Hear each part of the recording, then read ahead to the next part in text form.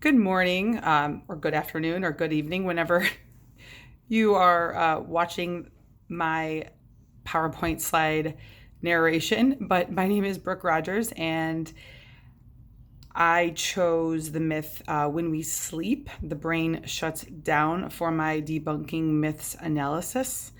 The reality is that our brains are active throughout the entire day when we are awake or asleep. The brain undergoes some pretty amazing things during a normal sleep cycle, which I will go into shortly.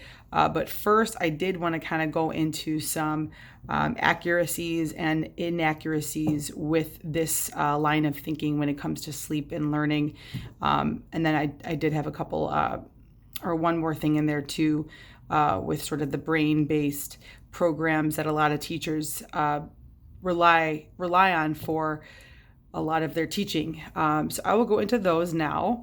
So I have true or false. So number one, when we sleep, our brain shut down. That is false. Obviously, according to Christopher Berglund from the article Debunking Neuromyths, 8 Common Brain Myths Set Straight, empirical evidence now shows that patterns of brain activity shift when we go to sleep, but the brain is active 24 hours a day, whether we are asleep or awake. So that really kind of puts to sleep, I guess, the whole notion that our brains shut down during sleep. Our brains are extremely active during this time.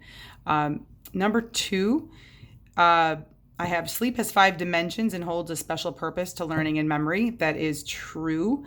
In Benedict Carey's book, How We Learn, his findings reveal the 5 major dimensions to sleep and how each of those dimensions hold a very special and unique purpose in consolidation, or basically uniting, memory concepts and learning, and came up with this very unique night shift theory that I will delve into and describe shortly. But number 3, there is only one true theory when it comes to sleep. That is false. In chapter 10 of How We Learn, You Snooze, You Win, Benedict Carey describes 2 theories surrounding the purpose of sleep.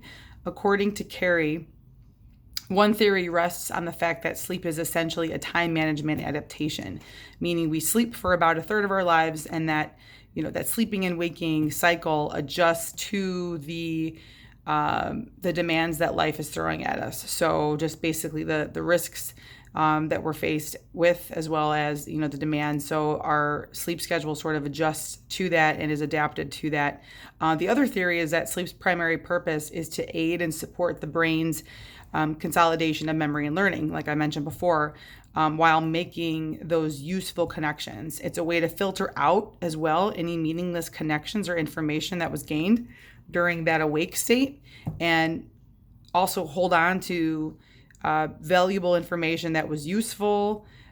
Carey states, referring to chapter 1, the story maker, all those streaming sensations, the sheer insane, and this is in his words, the sheer insane volume of neural connections the brain has to make in the course of any given day. At some point, we have to decide which of these connections are worth holding on to and which can be ignored. Oh, sorry. Oh, okay. Next, I have, so the brain makes connections during the sleep cycle that it doesn't while awake. Yes, that is true. Again, our brains are constantly filtering things out, especially during our sleep, that it will retain and hold on to useful information, and anything that has been unnecessary or not meaningful will kind of, filter and let that go. So the brain is constantly making connections during this time. Also, last but not least, number 5, brain-based pedagogical methods are 100% proven and backed by neuroscientific data. This is false. I've come across those brain-based program practices in the past, thinking that they've been backed by neuroscientific data, and but I was kind of surprised to know that they're not proven and they're not backed by data. According to the article Neuroscience for Educators, what are they seeking and what are they finding? There is no one size fits all.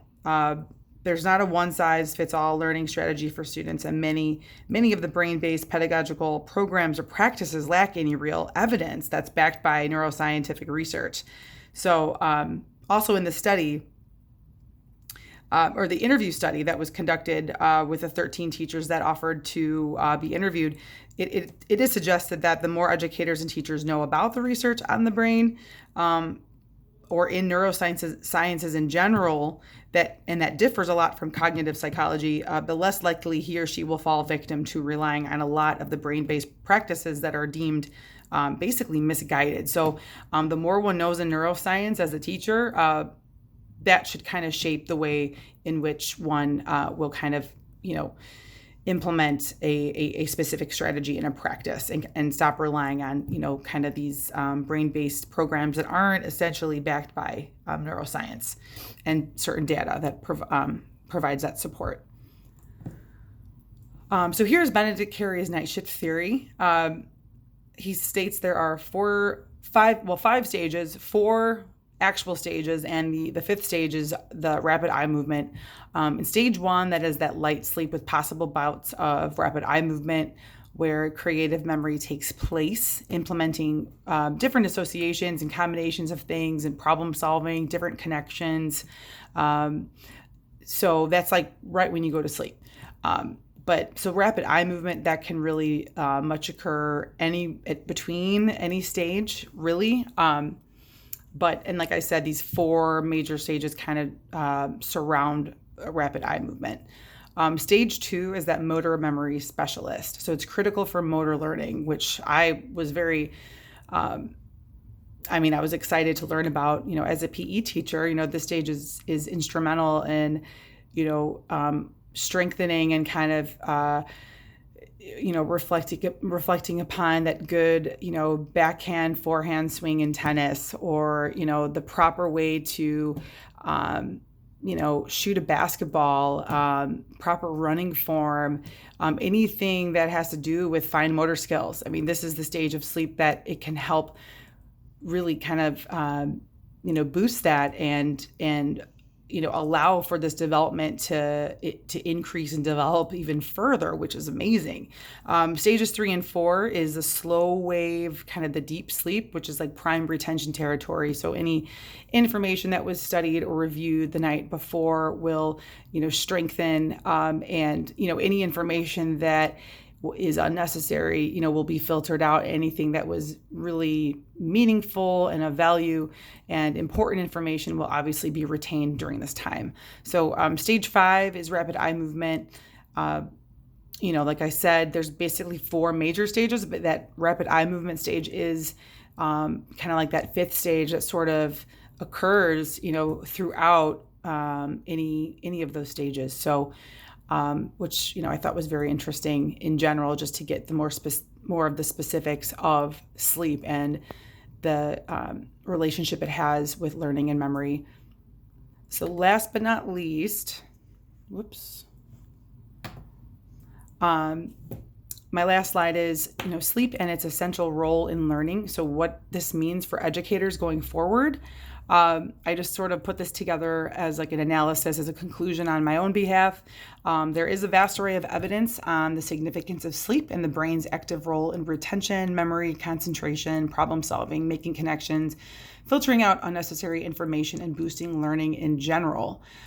Educators and teachers gain more in-depth detail and awareness of the brain's activity during sleep and the significance this has on learning, and can share this evidence with their students. I think that this is so important, not just for teachers to know, but I think that teaching this to our students and giving and kind of painting this picture of this detailed process of how sleep will impact their learning, I think will almost encourage them to want to sleep more and understand that importance, and can in general just boost their academic performance in school. I think this is incredible information that needs to be shared, and not only with students and teachers, but also parents as well.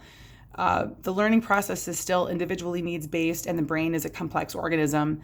However, if possible, teachers can try to implement an in-class experiment on the significance of setting a sleep schedule for 1 week that students could try while having him or her report certain findings throughout the experiment and document their progress, their academic progress, how they're feeling, their behavior throughout the day in class, on varying targeted subjects. So I think that there is still a lot that needs to take place with the role of sleep, but there is a lot that has also been uncovered.